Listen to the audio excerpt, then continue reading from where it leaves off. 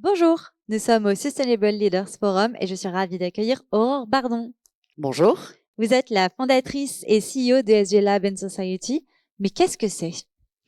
L'ESG Lab and Society, que je viens de créer, est un lieu et une communauté pour faire travailler ensemble les acteurs de l'écosystème ESG. Et quand on dit acteurs de l'écosystème ESG, on parle d'entreprises, on parle de fonds, on parle d'ONG, bien évidemment d'acteurs de la société civile, pour que ces acteurs apprennent à se connaître et à travailler ensemble et co-construisent des solutions ensemble. Alors comment est-ce qu'on fait pour passer de la notion de RSE à ESG? Expliquez-nous un petit peu la différence entre ces deux concepts. Alors, pour moi, c'est principalement une question de maturité.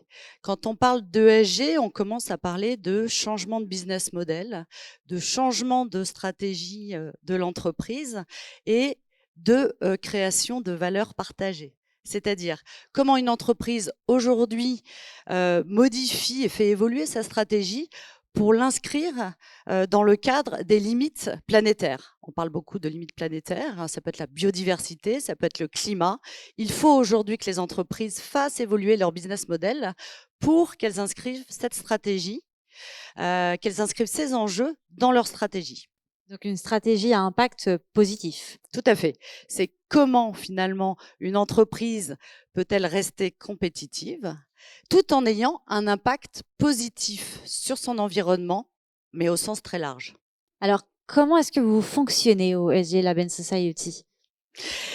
Alors déjà, peut-être pour reprendre la colonne vertébrale de l'ESG Lab and Society. Principalement, c'est du petit comité, donc ce ne sont pas de grandes conférences, mais qui ont leur importance également, mais nous, c'est du petit comité. C'est des réunions qui sont confidentielles et on met autour de la table différents acteurs qui apportent leur expertise afin de partager des expériences, des initiatives innovantes, pardon, des best practices, etc. Qui se retrouve dans ces groupes? Alors, ce qui est important pour moi, c'est que on demande aux dirigeants de s'engager. C'est lui qui va être signataire. C'est une adhésion annuelle et on demande aux dirigeants de s'engager. En effet, moi, je crois fondamentalement que sans l'engagement du dirigeant, eh bien, les choses ne peuvent pas correctement avancer et en tout cas accélérer. Et alors, les thèmes choisis, c'est ce que les entreprises vous proposent ou c'est vous qui arrivez avec une fiche, une stratégie et déjà des propals? Tout à fait, vous avez entièrement raison. Nous sommes une entreprise à mission. Donc nous ne sommes pas une association. Donc effectivement, chaque membre qui a rejoint la communauté de l'ESG de la Band Society vient avec sa problématique et nous mettons autour de la table des pairs, des experts. Si c'est une entreprise, ça peut être aussi des investisseurs pour avoir le regard des investisseurs, mais ça peut être aussi des scientifiques pour aider l'entreprise justement à co-construire avec ces acteurs des solutions et résoudre leurs problématiques. Donc c'est une approche qui n'existe pas aujourd'hui, qui est plutôt originale et différenciante, puisque aujourd'hui il n'existe pas de lieu qui rassemble euh, tous les acteurs de l'écosystème ESG et principalement les investisseurs et les émetteurs. Et en tout cas, toutes les entreprises, pas que les émetteurs, toutes les entreprises, pour accélérer la prise en compte de ces enjeux dans leur stratégie. Le choix du lieu est-il important? Alors le lieu pour moi est très important, vous avez entièrement raison. Quand on dit ESG Laban Society, c'est un lieu et une communauté.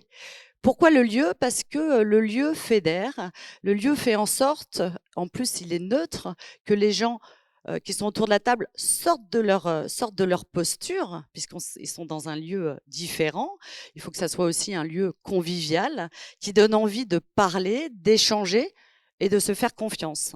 Donc, pour le moment, je démarre mon activité, donc je n'ai pas un lieu propre, mais j'ai différents lieux qui répondent à mon cahier des charges et entre lesquels je répartirai mon activité, puisque je débute mon activité au mois de septembre. C'est donc la grande actualité du jour, c'est que le ESG Lab and Society sera officiellement lancé en septembre. Alors, je l'ai officiellement lancé en début d'année. En ce moment, je suis en train de, recruter mes membres fondateurs qui vont m'accompagner pour 3 ans, que ce soit côté, investisseur ou côté entreprise. Et j'ai commencé, même si je lance donc mon activité en septembre, j'ai commencé à travailler avec mon comité de mission et également avec mon comité stratégique, qui est composé, de membres, influents dans cet écosystème ESG, et qui est présidé par Charlotte Garde, qui est, spécialiste de, stabilité financière et de changement climatique. C'est un beau projet et on vous souhaite du coup le meilleur pour ESG Lab and Society. Je vous propose qu'on fasse un point d'ici quelques mois ou quelques années sur les avancées et les nouveaux travaux que vous allez lancer. Merci beaucoup et avec plaisir pour faire un point sur le lancement l'année prochaine. Merci Aurore. Merci.